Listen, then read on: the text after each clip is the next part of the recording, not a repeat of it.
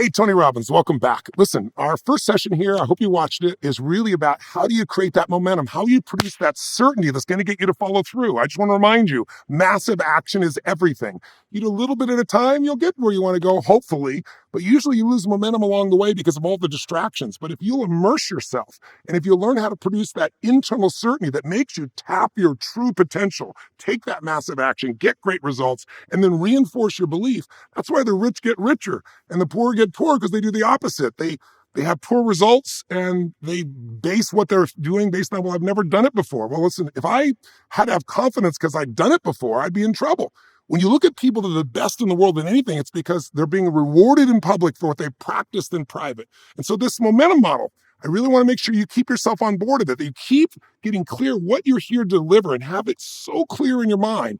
And that's what this session is going to be about. What do you need to keep clear in your mind so that your business grows and scales? Because before we teach you any of the skills, you need to know the philosophy. And I know philosophy can sound boring or something you read in the book, but philosophy determines the quality of what you do. Skills will determine how you execute. And we're going to give you both in this course. In the MindNet software portion, we're going to take everything we're teaching you and break it down into action steps that you can start pushing buttons from your phone and make happen. But I want to make sure you got the core philosophy. So if we're going to get that momentum that will make you truly successful, let's start with the philosophy. What builds a great business? How do you truly become successful in business? How do you become wealthy, which so many people say they want to be, but they do so little to make happen?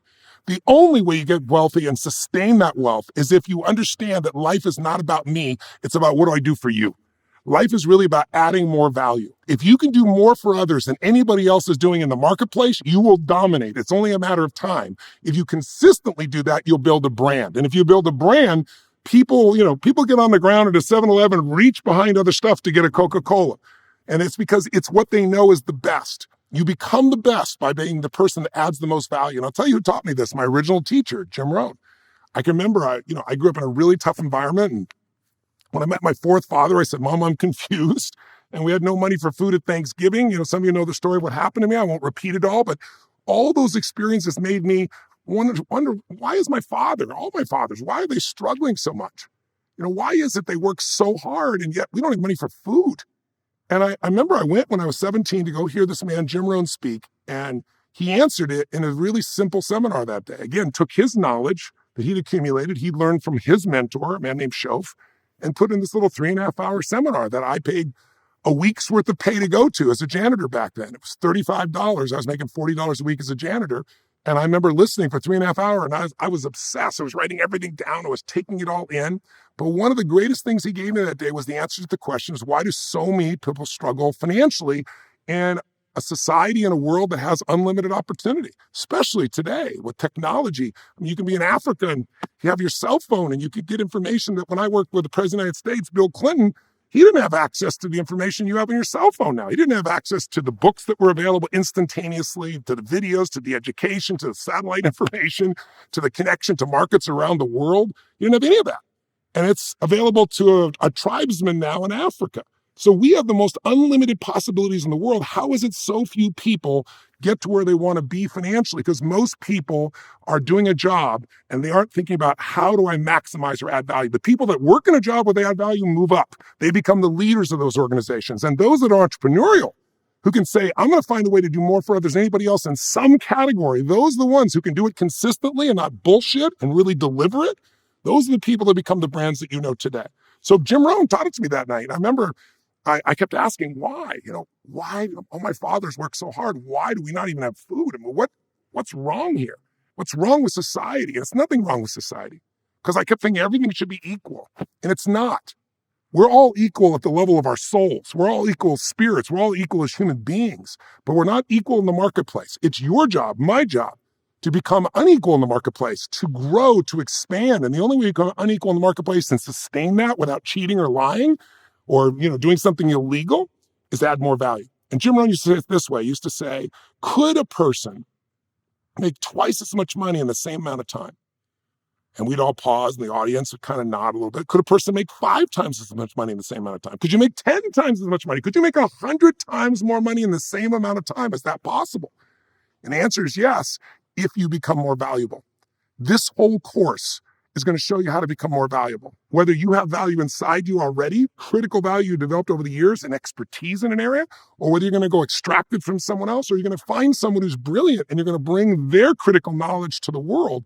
Any of those approaches can allow you to have something that's meaningful in your life and incredibly successful and profitable and provide for your family and for yourself a beautiful quality of life while you're doing something you love. And Jim Rohn used to say, listen, if you work at McDonald's, and I don't remember what it was back then, but I know today, the average person, I guess 4 or 5 years ago when I looked it up, was making, I think, $750 or $8 an hour there, like $16,000 a year roughly. I mean, that's pretty rough. You can't live on that. But if you go there, why does Sony make so little there? And then you see, I remember the year that I was looking this up was, I was working on the financial book. David Tepper is one of the top, investment bankers, hedge fund guys in the world, right? And he that year made $3.5 billion. Somebody else making 20,000. What's the difference? Well, you say that's really unjust. Well, that's on the surface, it's unjust, but you got to say, what is the person doing to add value at McDonald's? They're adding value because they're filling a job, but it's a job that you and I both know is pretty easy to master in probably less than 30 minutes. Today, they even have pictures. You don't even have to be able to know what the words mean. They can push the button and the change is made. Credit card is charged. It's not complex. So it's going to get replaced by algorithms and by robots. And that's not way off in the future. That's not far from now. You're already seeing it happening in stores, and Amazon's opening where, there are no tellers and things of that nature. The world's changing. So if you do that, I'm not negating somebody who works at McDonald's. I'm just saying they aren't adding enough value, so they make very little. Instead of complaining about the pay, you've got to become more valuable. It's like Jim Rohn used to say, work harder on yourself than you do on your job. Work harder to become more valuable so that when you show up at your job, not on during your job time, on the off time, you have knowledge, you have skill, you have something to give that's worth more so you can earn more and so you can add more value. Does this make sense? I mean, David Tepper making $3.5 billion, he goes, that's so unjust, that's so unfair. Well, the year he did that, the average person put their money in a savings account was getting 0.0, let's call it 0.30, like 1/3 of 1% on their savings account. He provided a 42% return. Now, to give you an idea, if you're making 42% a year, your money is doubling every 2 years, roughly 2.5 years. I mean, that's unbelievably valuable.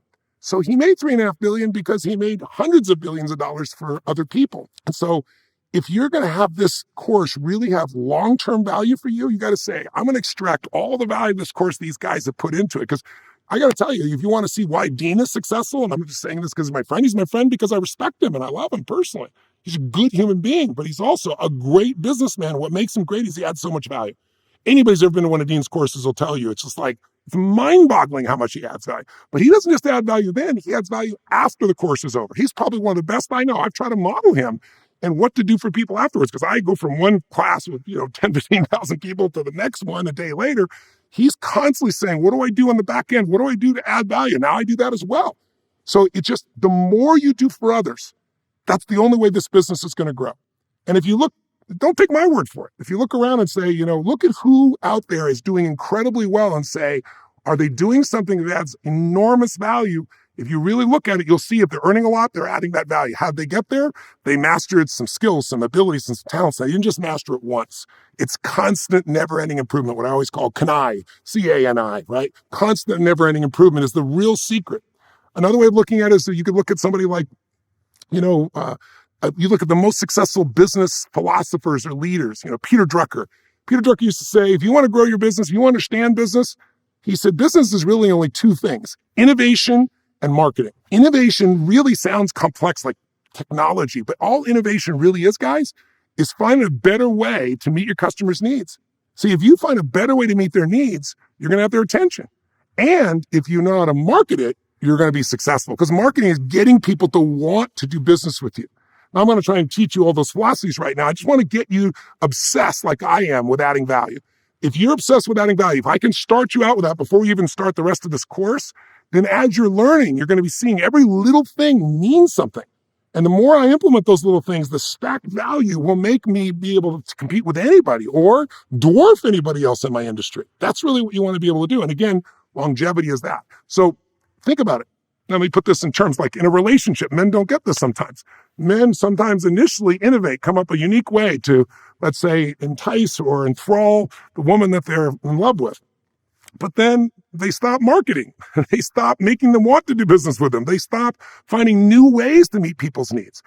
Apple is a great company. Most people have a great enthusiasm for it. They've had their ups and downs throughout the years. But the one constant is they're always innovating. They're always finding a new way. And they aren't always the first one to the marketplace of something, but they do it better than anybody else. That's their innovation. And they keep it simple so they can apply it. And the other thing that Apple is unbelievably well is marketing. They know how to understand what do you want, what do you need, what excites you, what pisses you off, and how can I solve some of your problems? How can I make your life easier, better, richer, more beautiful? How can I make it simpler for you to get what you really want? And how do I get you to know that I can do that for you? So all I wanted to come out of this brief little session was this simple understanding. You can earn as much as you really want to earn, and you can do it faster than anybody else. Whenever I want to learn a new skill, and you're about to do this with all these skills we have, and my Mint's going to guide you through it as well, is I wanted to ask myself in the earliest days, how long do I want it to take to get good at what I'm doing? If you do something once a month, it's going to take a long time to get good at it. If you're going to check out this course and dabble in it, you'll get some value. But man, if I were you, I'd just immerse in this thing. And I just take a look and say, I want to get good at this quickly. How many times can I go through this? How many times can I notes? How many distinctions can I make as I go through this again and again? It's like, you go to a movie or you read a book and you come back to that movie or book 2 or 3 years later. If you've kept growing, it's a different movie. It's a different book because you see and notice different things. So for me, that's how I really look at things. I look at things and say, what can I do to add value today? And then each time, how can I make it better? How can I improve this course? How can I improve the way I reach people? How can I add more value in that place? Because if you do, there is no limit to how big your brand can be, how big your companies can become. I mean, look, I've got no education, traditional education. I have self-education.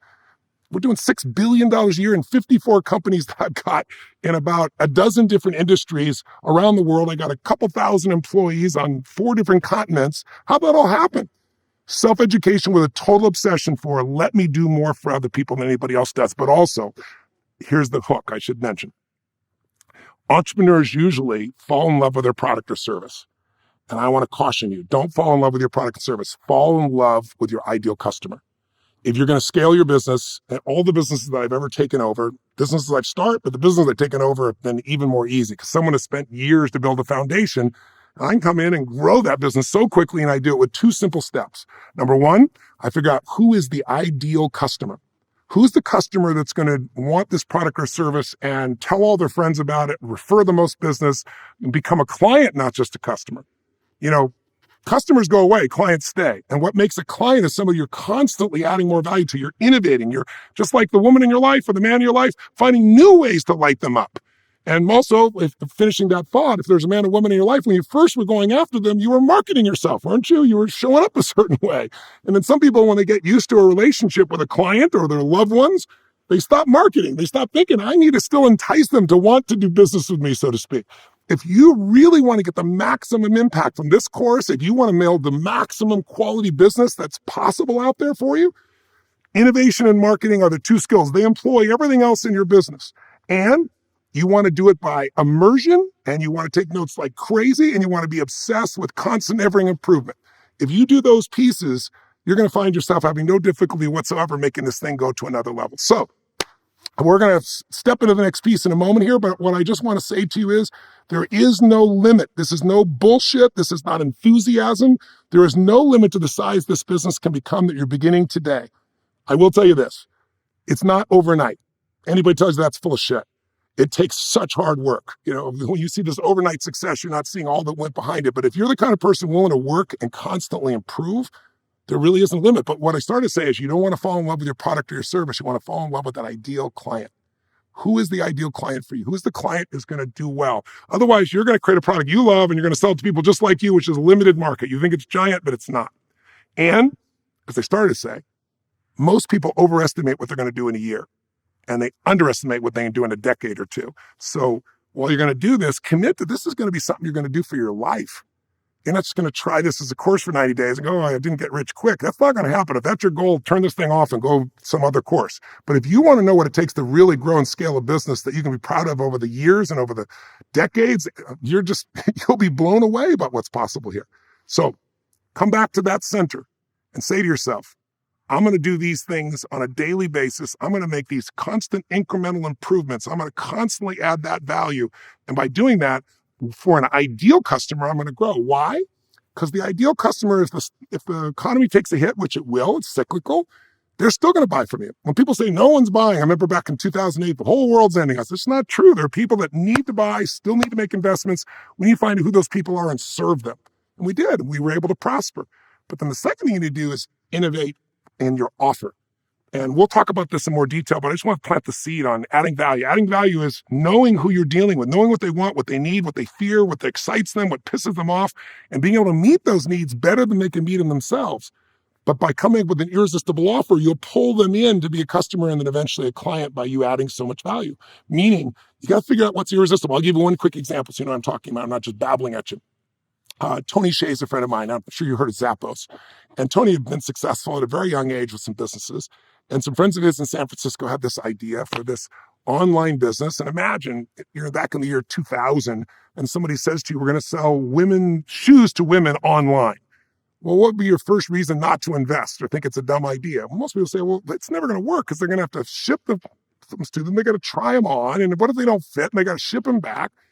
And you'd be right. The business was a disaster. They burned through a bunch of cash. They were really in trouble in this little house in San Francisco. And Tony Hsieh came in and said, listen, guys, he said, there's two things you need to do here. He said, you got to have an ideal customer. And sure enough, he said, you already do, because women have a unique relationship with shoes. Most men, shoes are an add-on. For women, they can put on one shoe and they're one kind of woman, put another one. Ladies watching, verify for the men what I'm telling you is true in your life. A woman could put on a certain high heel, which feels like a flat, a different one. A certain color shoe, a different one. They love shoes. For many women, shoes equal happiness. Not all, but many. Very few men that's true for at the same level. Some, yes, but not most. So he said, you've got an ideal customer. What you need is an irresistible offer. You need something that's going to make them have to do business with you. It's just too irresistible. And they said, well, how are we going to do that? He goes, let's look at your biggest obstacle. What's getting in the way? The obstacle right now is they got to try on the shoes, which means they got to ship them to them. They got to pay the shipping. If they don't like it, ship it back. He said, here's your irresistible offer. You can buy as many shoes as you want. Buy them all. Buy 20 pairs if you want. We will pay the shipping so you can try them on at home in your comfortable environment with no one pressuring you. And if you don't like any of them, any ones you don't like, or if you don't like all of them, you can ship them all back and we pay the shipping back. Now, if you're an investor in this company, which there were some at the time, what are you going to say to this guy with this idea? You're insane. They said, we're going to go bankrupt. He said, you're already going bankrupt. Let's just find a way to add more value for the ideal customer with an irresistible offer. Let's test it. And they did, and the rest is history. Because if you know Zappos, they were sold for $1.2 billion to Amazon not too many years later from a company that was not being able to survive. And by the way, Tony Hsieh still runs the company because his whole focus is adding value. He wasn't just making money. He loves the sense of creating a culture that meets people's needs. That's why he's wealthy. If you truly want to be wealthy, get addicted to falling in love with your customer, your clients, and doing more for them than anybody else is doing. Find the ideal client, come up with an irresistible offer, and keep making yourself more value by improving. That's the core philosophy that will allow you to build the largest business that you can imagine. All right? We'll go to the next session. I just want to grab you on this first, and I hope I've gotten through to you. If you have this obsession, you'll separate yourself from the pack. That's the privilege that I have in my life. I want it for you as well. God bless. Let's go to the next session.